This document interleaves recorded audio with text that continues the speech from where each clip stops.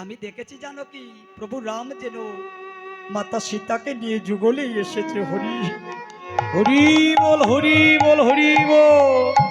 ওই পাশ থেকে দাপর যুগের ভক্ত আমার, যারা দাপরে গোবিন্দকে ভজন করেছিল, ওই গোবিন্দের ভক্ত আমার আজ বলছে, ভক্ত রে গৌর হরিকে আমি দর্শন করেছি কি জানো? আমি তোমরা বলেছ কি সত্যের হরি, কেউ বলছো না দাপরে ত্রেতার রাম, কিন্তু জানো আমি কাকে দর্শন করেছি? আমি স্বয়ং গোবিন্দ কৃষ্ণচন্দ্র, আরে প্রেমময়ী শ্রীমতী রাধারানী জন যুগলে দাঁড়িয়ে আছে। বাবা সত্যের ভক্ত আমার বলছে সত্যের হরিনারায়ণ, ত্রেতার ভক্ত বলছে নারে নারে নারায়ণ নয়, আমি সাক্ষাৎ প্রভু রাম আর সীতাকে দর্শন করেছি। দাপরের ভক্ত আমার বলছে না গো না, তোমরা জানো না আমি দাপরের কৃষ্ণচন্দ্র, আরে বৃন্দাবনের প্রেমময়ী শ্রীমতী রাধারানী, আমি দুজনকে যুগলে দর্শন করেছি। বাবা গৌর আমার রাধা গোবিন্দ মিলিত তনু,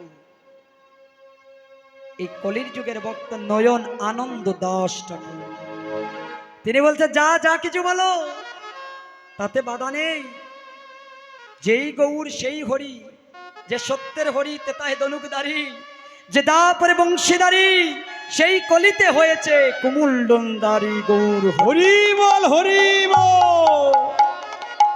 নয়ন আনন্দ বনে আর কো নাহি জানে, গৌর আমার গোদাধরের প্রাণ।